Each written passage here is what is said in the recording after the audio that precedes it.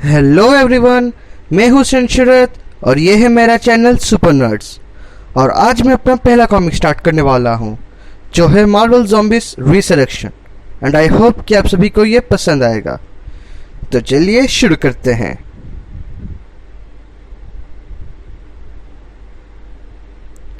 ये कहा गया है कि हम बहुत ही मज़ेदार ज्ञान की तरफ बढ़ रहे हैं, एक कभी ना खुलने वाले राज की तरफ, जिसके खुलने से सिर्फ तबाही होगी। ये लिखा था एडगर एलन पो ने 1833 में मैन्युस्क्रिप्ट इन बॉटल में। हमारी कहानी की शुरुआत होती है नंबर 4 यान्सी स्ट्रीट में, जहाँ कैप्टन अमेरिका, टोनी स्टार्क और बीस्ट बैठे हुए हैं। तभी रीड रिचर्ड्स आते हैं और कहते हैं, गुड मॉर्निंग जेंटलमैन, मेरे बुलाने पे इतने जल्दी आने के लिए शुक्रिया। बीस्ट कहता है, रीड वो सब तो ठीक है, पर तुम्हारा वाईफाई पासवर्ड्स हमेशा इतने लंबे क्यों होते हैं? टोनी स्टार्क अपने घड़ी में कुछ टैप करता है और फिर कहता है, अब इसे कोशिश करो बीस्ट। बीस्ट कहता है, थैंक यू, लेकिन मुझे कंप्लेन तो करानी चाहिए रीड, लेकिन क्या मैं पूछ सकता हूँ कि इतना अर्जेंट क्या था? रीड कहते हैं, मुझे डर है कि अर्जेंट की ना इससे बहुत ही छोटा सा शब्द है। लगभग 6 घंटे पहले कैप्टन मार्वल ने मेरे एक डीप स्पेस सर्विलेंस एरे के जरिए यह मैसेज भेजा था। हम एक ऑडियो मैसेज सुनते हैं जिसमें कैप्टन मार्वल कहती रहती है, रीड जल्दी से एक टीम लाओ इन कोऑर्डिनेट्स पर, मैं तुम्हें वही मिलूंगी। मुझे लगता है ये वही है, और भी कोई होंगे शायद, मुझे वहाँ पहले पहुँचना पड़ेगा, आओ और देखो। टोनी कहता है, बुरा मत माना रीड, लेकिन हम इससे क्या जानेंगे? रीड कहते हैं, ठीक इस ट्रांसमिशन के बाद मैंने अपने एक वर्चुअल इमेजिंग ड्रोन को कैप्टन मार्वल के भेजे गए उन कोऑर्डिनेट्स पर भेजा। तस्वीर तो थोड़ी खराब है, लेकिन आप सबको पसंद जरूर आएगी। सब देख के चौंक जाते हैं। टोनी चिल्ला उठता है, गैलेक्टस? तो रीड कहते हैं, वो कोऑर्डिनेट्स ठीक हमारे सोलर सिस्टम के बाहर हैं। ऐसा लगता है कि गैलेक्टस पृथ्वी की तरफ बढ़ रहा था। बीस्ट उसे टोकते हुए कहते हैं, क्या मतलब बढ़ रहा था? रीड कहता है, ऐसा लगता है कि अब वो हिल नहीं रहा है। कैप्टन अमेरिका, जो कितने वक्त से चुप थे, वो कहते हैं, हिल नहीं रहे? क्या तुम कहना चाहते हो कि? रीड उसे टोकते हुए कहते हैं, हमें पता नहीं कि वो मर चुका है कि नहीं। टोनी कहता है, गैलेक्टस के पास दुनिया बदलने वाला टेक है, वो खुद ही वो टेक है, अगर वो मर गया तो? बीस्ट कहता है, अगर वो मर चुका है तो फिर हमें उसके शरीर को जला देना होगा, डिस्ट्रॉय करना होगा, इससे पहले कि और कोई बदमाश उसके शरीर तक पहुंच सके, जैसे कि कलेक्टर या फिर ग्रैंड मास्टर। रीड कहता है कि जैसा कि तुमने कहा, हमारे पास इतना इन्फॉर्मेशन तो नहीं है, लेकिन जो भी संभावनाएं हैं हमें उस पर जल्दी से काम करना पड़ेगा। गैलेक्टस जब जिंदा था तब पृथ्वी के लिए खतरा था, उसको पास्ट में जो तकलीफ हुई है उसके बाद वो पृथ्वी पर वापस तो नहीं आएगा जब तक कि उसके पास कोई नया एडवांटेज ना हो। लेकिन यह बात कि वो पृथ्वी पर आने से पहले ही रुक गया, मुझे कुछ गड़बड़ लगता है। और गैलेक्टस अगर मर चुका है तो फिर हाँ, हमें यह देखना होगा कि उसके बायोलॉजी या फिर उसके टेक्नोलॉजी पर और कोई ना पहुंच सके। टोनी कहता है, हाँ, क्योंकि हम वो करने वाले हैं। रीड कहता है, एक और संभावना यह है कि वो हमारे पास यहाँ मदद के लिए आ रहा था। फिर कहते हैं, हमें इतना पता है कि हमें क्या करना है, हमें वहाँ ऊपर जाना पड़ेगा। मैं तुम्हारे भारी भरकम हीरोज के लिए मदद मांग रहा हूँ। मेरी टीम अकेले जा सकती है, लेकिन जो खतरा है, कैप्टन कहते हैं, हम तुम्हारे साथ हैं। मुझे पता है कि टोनी अलग अलग रीजंस के लिए मान रहा है, लेकिन अवेंजर्स तुम्हारे साथ है। बीस्ट कहता है, एक्समैन भी तुम्हारे साथ है। कैप्टन कहता है, हमारे करंट मतलब अभी के हालात देख के हम सिर्फ 4 जन को ही भेज सकते हैं, लेकिन वो काफ़ी होंगे। रीड कहता है, थैंक्स एवरीवन, मेरी मदद करने के लिए शुक्रिया। बट ये जान लो कि मिशन पूरा अनजान है, हमें नहीं पता कि वहाँ ऊपर क्या है, हम किससे भिड़ने वाले हैं या फिर हम कितने देर के लिए जाएंगे। इसलिए ये देख लो कि तुम्हारे घर और तुम्हारी जिम्मेदारियों की रक्षा के लिए कोई है, और उम्मीद करते हैं कि यह सब जल्दी से ख़त्म हो जाए। वो लोग स्पेस में जा रहे होते हैं। तभी जॉनी स्टॉर्म, जो कि ह्यूमन टॉर्च है, वो पूछता है, तुम्हें डर तो नहीं लग रहा है ना? तुम्हें लग रहा है क्या मैजिक? वो कहती है, नहीं। तुम्हें स्पेस मिशन पे डर नहीं लगता है? नहीं, मैं जानू, मैं सालों तक रही हूँ, स्पेस मेरे लिए ठीक ही है। मैं ये नहीं कह रहा कि तुम्हें डर लगना चाहिए, मैं बस ये कह रहा था कि फैंटास्टिक फोर ये सब काम हमेशा करते रहते हैं और इसलिए तुम पूरी तरह ठीक रहोगी। सू स्टॉर्म, जो कि जॉनी स्टॉर्म की बहन है, वो कहती है, मेरे भाई को माफ करना। थिंग कहता है, तुम्हारे जानकारी के लिए बता दूं कि जॉनी को हिप्पो से डर लगता है। थॉर हंसते हुए कहते हैं, हिप्पोस, वो गंदे बड़े मोटे जीव जो नदियों में लोल डोल होते रहते हैं। जॉनी कहता है, हे मैन, उन्हें तुम्हें धोखा देने मत दो। वो प्यारे नाचते हुए हिप्पो लोगों को गलत भावना देते हैं, जिससे कि बहुत सारे अनगिनत मौत होते हैं। हिप्पोस तो स्पेस से भी ज्यादा खतरनाक है। वॉर मशीन कहता है, वेपन्स तैयार हैं, हम वहां पहुंच रहे हैं। और सब देखते हैं खड़े होके कि वो क्या है। सब किसी को नहीं पता कि वो उससे क्या जानेंगे। सब बोलते हैं, सब पूछ रहे हैं कि क्या ये वही है, हमें क्या करना पड़ेगा, क्या हमें जाना चाहिए? एरिक कहता है, हमें वहां जाना पड़ेगा। वो और नजदीक जाते हैं, उसको और अच्छे से देखते हैं और फिर देखते हैं गैलेक्टस का मरा हुआ शरीर। उसकी आंखें खोखली हो चुकी है, उसके मुंह ऐसा खुला है जैसे कि वो किसी चीज से डर गया। उसने ऐसा कुछ देख लिया है जो उसके लिए बहुत डरावना था। थॉर कहता है कि उससे बहुत दर्दनाक मौत मिली है, उसकी चेहरे को देखो। वुल्वरीन कहता है, वो उतना मरा हुआ है जितना मरा हुआ होता है। रीड कहता है, कैप्टन मार्वल के मैसेज से ऐसा लग रहा था जैसे और कोई भी आ रहे हैं, हमें जल्दी जाना पड़ेगा। थिंग कहता है, हाँ, ताकि रीड और टोनी गैलेक्टस का अपना हिस्सा पाले, है ना? टोनी कहते है, तुमने सही समझा। शू टेंशन में आके कहती है, क्या हम वो नहीं कर रहे हैं, है ना? वुल्वरीन कहता है, चलो हम पार्टी के लिए देर हो रहे हैं। वहां पे कोई हमें देख रहा था, ठीक उस मुंह के अंदर। वो वापस छुप गया। टोनी कहता है, क्या तुम्हें पक्का यकीन है? 100%। वहां पर कोई ना कोई तो जरूर था। टोनी कहता है, तो चलो चलते हैं, चलो दोस्तों, वहां पर हमें कोई पहुंचाओ। कैप्टन रीड वॉर मशीन को कहते हैं, तुम नहीं रोड़ी, मुझे तुम्हारी जरूरत यहाँ है। वॉर मशीन कहते हैं, स्टीव, मुझे पता है कि तुम यहाँ मुझे इसलिए नहीं लाए हो कि ताकि मैं सिर्फ स्पेसशिप को उड़ाऊं। कैप्टन कहता है, नहीं, मैं तुम्हें इस जगह को फटाफट खाली करने या फिर इस शरीर को उड़ाने के लिए तैयार रहो, ऐसा चाहता हूँ। इसलिए इस प्लेन और अपने आर्मर को जाने के लिए तैयार रखो। और इसलिए तुम्हें यहाँ लाया हूँ क्योंकि मुझे तुम पर भरोसा है कि तुम मुश्किल काम कर सकते हो। और जैसे ही मैं इशारा दूं, इस शरीर को धच्चे उड़ा देना। थिंक इस काम को नोवा क्यों नहीं कर सकता? यह मुझे जगह इतना हाइजीनिक नहीं लगता है। आयरन मैन कहता है, इसके अंदर एक एटमॉस्फेयर है, ऑक्सीजन नाइट्रोजन का मिक्स। कैप्टन कहता है, हमारे कॉम्स के साथ कोई छिड़कानी कर रहा है, ये एक प्रॉब्लम है। वुल्वरीन अपना मास्क खोलता है। रीड चिल्लाते हैं, लोगन अभी नहीं। बीच कहता है, वो ठीक है रीड, यहाँ का माहौल कैसा है लोगन? वुल्वरीन सूंघता है और कहता है, ऐसा लगता है जैसे ये डेड बॉडी के अंदर की स्मेल है, लेकिन सांस ले सकते हैं। एक और स्मेल है, लेकिन मैं जान नहीं पा रहा हूँ वो स्मेल क्या है। ऐसा लगता है जैसे मैंने वो स्मेल पहले कहीं तो सूंघी है। वो लोग एक होलोग्राम से देखते हैं उसके शरीर का टेक्सचर और रीड कहता है, लाजवाब। आयरन मैन पूछता है, क्या? रीड कहता है, गैलेक्टस का शरीर देखने वाले के हिसाब से है, मतलब ह्यूमन से उसे ह्यूमन की तरह देखते हैं, चित्तौरी से चित्तौरी की तरह, इस तरह। मेरे ड्रोन्स ऐसे उसको मैपिंग कर रहे हैं जैसे वो एक फिजिकल ह्यूमनॉइड बॉडी है।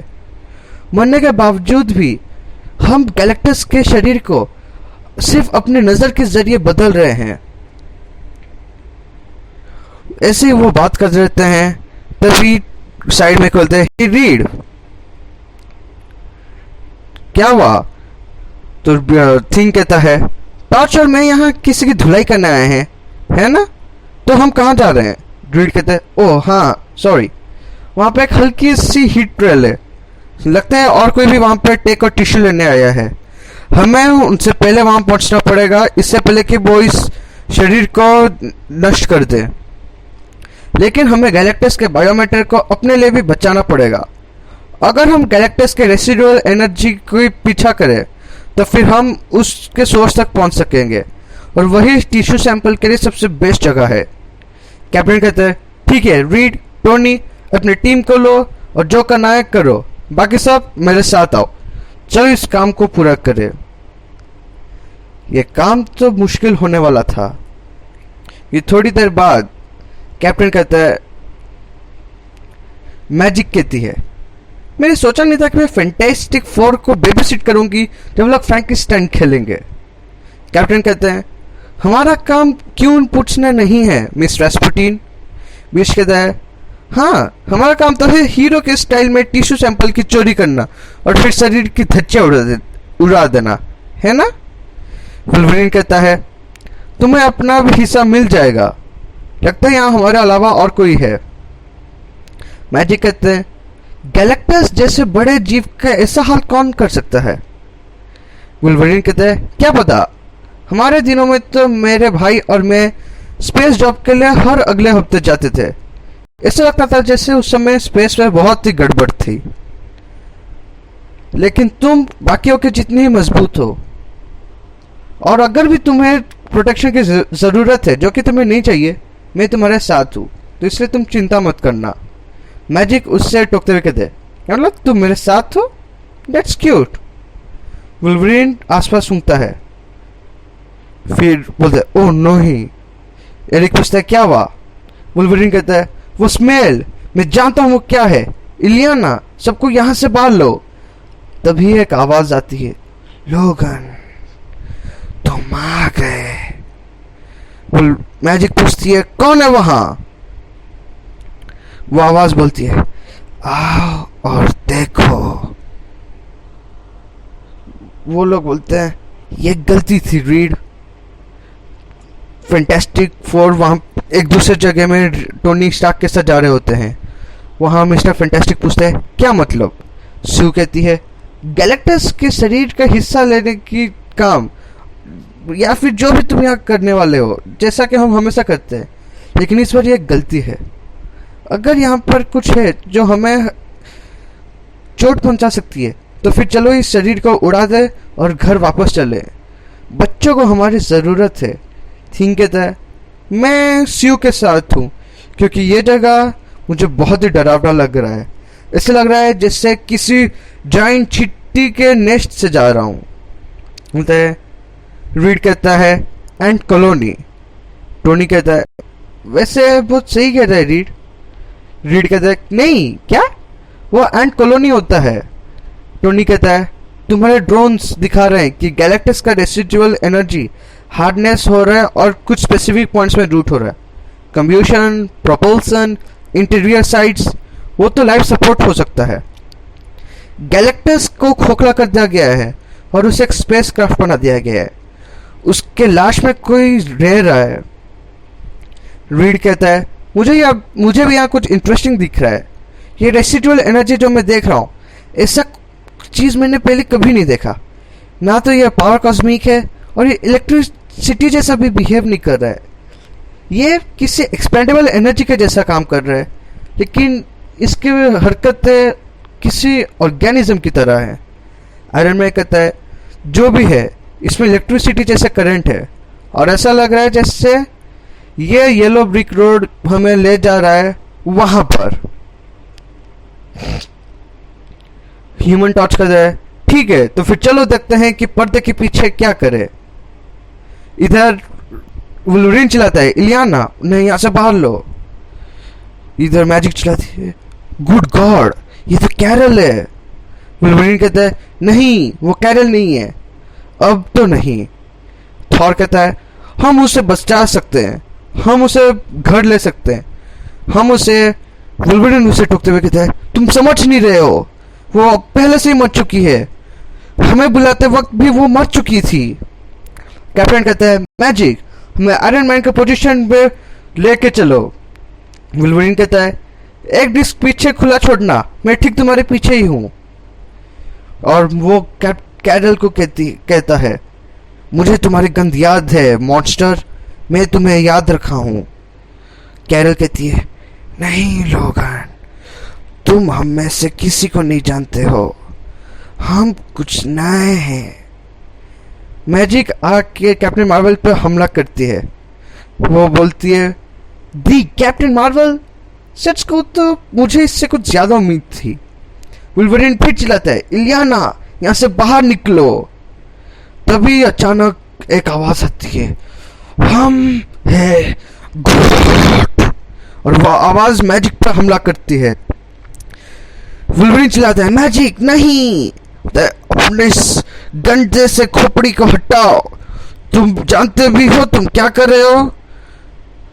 वो आवाज कहते हैं हम तुम्हें जानते हैं लोगन, और जल्द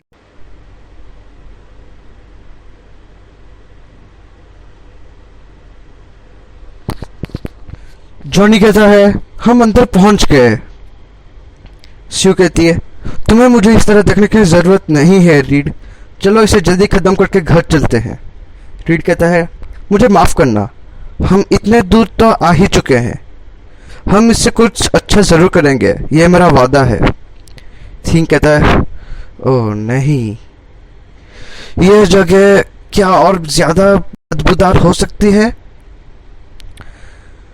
ह्यूमन टॉर्च कहता है क्या क्या है वो। रीड कहता है मैंने जो उम्मीद किया था ये वो तो नहीं है। स्यू कहती है क्या तुम्हें लगता है उसके अंदर कुछ है, तभी अंदर से कुछ निकलता है। थिंग डर के चले थे छी नहीं, और हम लोग देखते हैं सिल्वर सर्फर को। रीड चिल्लाता है सर्फर सर्फर तुम्हें क्या हुआ। सब चौक के उसे देखते हैं और वो सिर्फ दो शब्द कहता है आओ और देखो, आओ और देखो। ऐसा कि वो ह्यूमन टॉर्च को काट देता है। इधर ये लोग चिल्ला रहे होते हैं एरिक, इधर ज़ॉम्बी स्क्रॉल्स ज़ॉम्बीज, चारों तरफ से ज़ॉम्बीज भरे हैं और वो एवेंजर्स एक्समैन पर हमला कर रहे हैं। कैप्टन अमेरिका चिल्लाते हैं थॉर शिप पर वापस जाओ। थॉर कहता है नहीं तुम लोग हार जाओगे। कैप्टन कहते हैं अगर तुम नहीं गए तो फिर पृथ्वी हार जाएगी, जाकर रोडी से कहो कि तब तक इससे मारे जब तक कि कुछ भी ना बचे। थॉर कहते हैं क्या तुमने मुझे भागने वालों में से समझा है कैप्टन। कैप्टन कहते हैं मैं तुम्हें मिडगार्ड का एक रक्षक समझता हूं, क्या तुम वो हो। और थॉर बिना कुछ कहे वहां से चुपचाप निकल जाता है, और जैसे वो गेट उसके मुंह के पास पहुंचता है देखता है हाइपीरियन तक। इधर आयरन मैन और फैंटास्टिक फोर के हालात भी कुछ अच्छे नहीं हैं, उन पर भी ज़ॉम्बीज़ ने हमला कर दिया है। तब शू चिल्लाती है जॉनी उठो जल्दी उठो।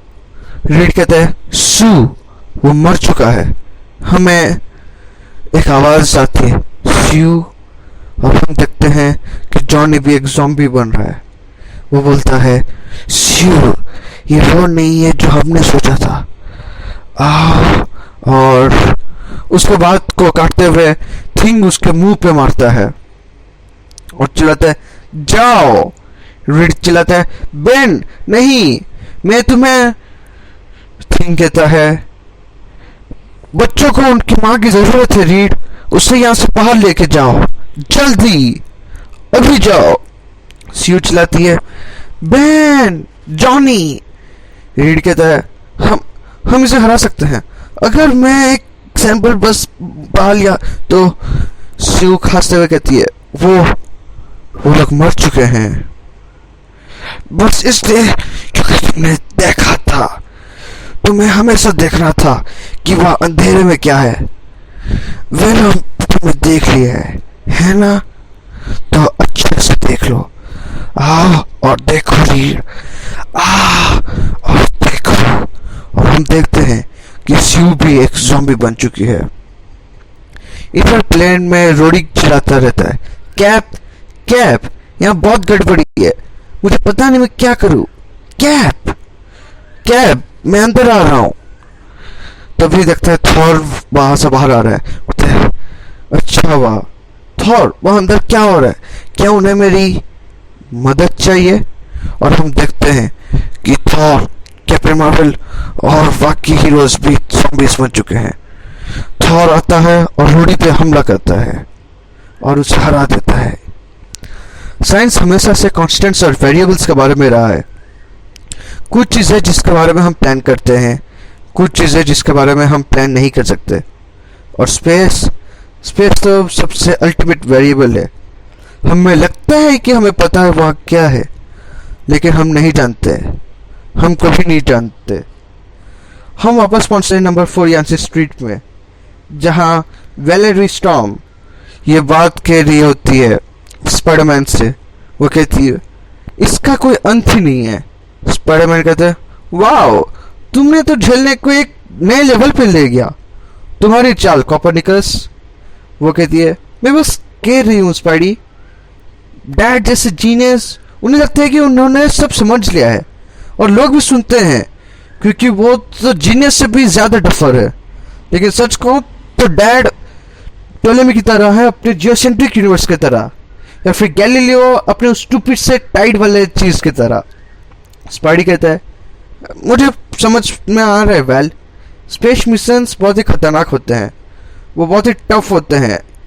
यह ना जानना कि वहां पर क्या है ये बहुत ही दर्दनाक है। लेकिन तुम्हारे मॉम और डैड तो प्रो है, साथ में उनके साथ बेन, जॉनी, अवेंजर्स और एक्समैन भी हैं। ये सबसे बेस्ट क्रू वहां है और तुम और फ्रैंकलिन तो यहाँ मेरे साथ कम सेफ हो जितना सेफ तुम उनके साथ वहां ऊपर हो सकते हैं। वैलेरी कहती है इससे कोई फर्क नहीं पड़ता, ये बस फिर भी वही कॉन्स्टेंट्स और वेरिएबल्स ही है। तभी फ्रैंक को कुछ दिखता है और वो कहता है हे गाइस मुझे कुछ दिख रहा है। ये लोग उसके बात को नजरअंदाज करते हैं। वैलेरी कहती है अगर हमने कभी उसको पहचान लिया, अगर हमने कभी जान लिया कि यूनिवर्स के अंत में क्या है, अगर हमें वो सभी जवाब मिल गए जो हम ढूंढ रहे हैं, तो फिर मैं शर्त लगा सकती हूँ कि वो डरावने होंगे। और हम देखते हैं कि गैलेक्टस का शरीर पृथ्वी की तरफ बढ़ रहा है।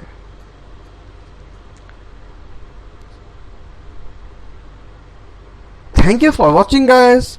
आई होप कि आप सभी को ये पसंद आया होगा। अगर आपको ये वीडियो पसंद आया तो फिर लाइक कीजिए, कमेंट कीजिए और अपने दोस्तों के साथ शेयर कीजिए। और ऐसे कंटेंट्स के लिए मेरे चैनल पर सब्सक्राइब